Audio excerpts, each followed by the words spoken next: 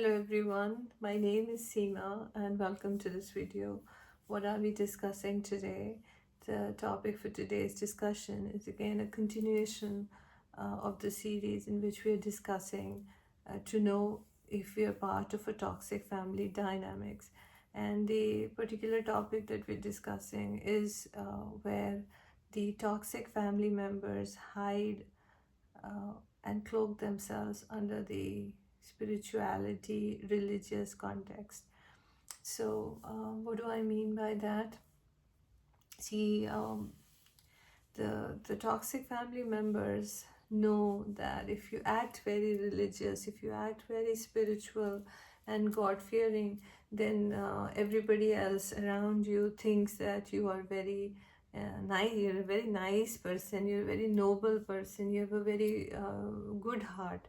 So they want that kind of admiration for themselves, but the truth is far from it, right? They are not God fearing, because if they were God fearing they would not do any bad actions. If they really were spiritual, they would try to make themselves better and not hurt people to the point where they take their lives away. And they are not religious whatsoever, just praying to God with light, with candles and with incense and just chanting some mantras doesn't mean you're religious. If you're religious, you are a good person. You will never hurt anyone. You will want to help somebody. You'll have empathy for people. You will be kind hearted. You'll have compassion for people. You'll go out of your way to help people, not because you'll get something in return, but my mom used to say, when you give charity with your right hand, don't even let the left hand know that you gave charity. So that is how goodness should be. You shouldn't blow trumpets of, I did that and I did that for that religious institute, and I did so much charity and tried to help the girl child organization and gave money to help them study, and I give money to this blind helping the blinds institute, and yada yada yada. So try to figure out what is the intention behind all these acts that you're doing. If your intention is screwed up, then what good is doing charity? It's just, you're looking for praise in return. You're looking for in a spiritual context, look pretty, come to form a community that you show that you belong to a community. You're just looking for different people who you can gossip with, and you're not doing any in our language there's a word called seva, where you want to really help others, work hard towards helping others. And that doesn't mean where you want to do charity with your own hands. Basically, that is what seva means, right? Not just go pay some caterers money to bring food for the puja that you're holding, right? It's not for the prayer meet that you're holding. It also means that you are working with your own two hands to cook for them, to to make something for them, to feed them, and not just stand around, look pretty in your clothes and have everyone else work around you, right? That is not spirituality. That is not charity. Because if you mean well for people, it will show. If you mean well for people, the vibration that you emit will be of love. There'll be peace on your face. There'll be the divine will come through to your, through your eyes, through your face, through your presence will be very nurturing for people around you. There is no show off then for if you really are on that path. But if you're all messed up and you are giving out a vibration where you are very you're very mean and you're unkind, then the people around you sense it. No matter how many dishes you are serving in a religious gathering through the caterers, will not get you the respect, no matter what you're reading out to the community during the prayer meet has no meaning, because your words don't hold experience behind it. If you tell somebody, be good, be kind, and you yourself are messed up, then your words, when they come out of the mouth, will not make any sense to the people around you, right? Because there is no experience behind it. You're not kind, you're very mean, and so you cannot tell somebody else to be that way. This is just an example. And why so by doing this, again, they're confusing you and everyone around you, that they're so religious, they're so like God fearing.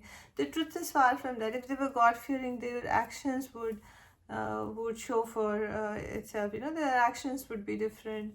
And um, and in that process, what happens if you do these bad things in a place of worship, you're actually making the gods very angry, because what you have done is you cheating God.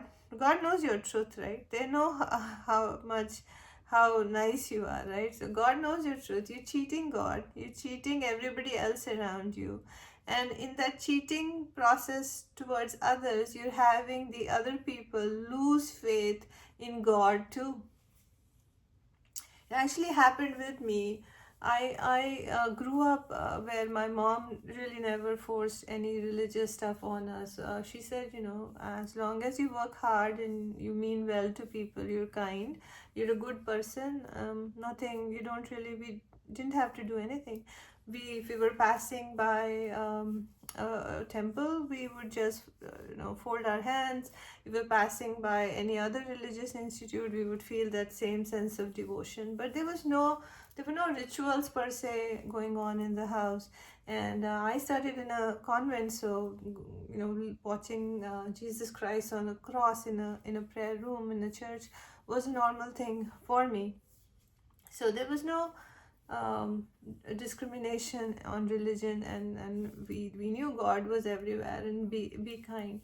But then once I got married, the family kind of forced rituals on us, and on me. And it was like very difficult for me, to the point I started to hate God, because if this is what God means through all this nonsense that we have to sit through, the fire rituals, and you have to speak the mantras a certain way. Was not fluent in that, and I had to kind of pick up, and it was so annoying. You have to sit down there for like a long ritual, and then with that there was a whole speech on how you have to be good towards the parents, nothing about how you have to be good to the children. And so it was very like annoying, and in the process I started to hate God, and that was the intention. They want people to not trust God, and if you lose that connection with divinity, you are now set for complete failure, right? So if you find, see, God doesn't want you to not eat food and be fasting for him, or doing this elaborate rituals for him. No, God is not looking for that. All God is looking at is a pure heart, pure intention, right? That is all God cares about, and that is the emotion that gets transferred. And if your heart is pure, God will give you the whole world that nobody else in this world has the power to give you, right? But if you are messed up here, and you're not only spoiling things for yourself but for everybody around you and the divine, then only God can can be helping you after at that point. You're really really doing a disservice to this entire world and the divine, because you're taking away people's trust from God, and I think that is really wrong. And if you find yourself surrounded by such family members who are pretending to be very God fearing but in reality are far from it, then and again, it will show in their personality what kind of a person they are.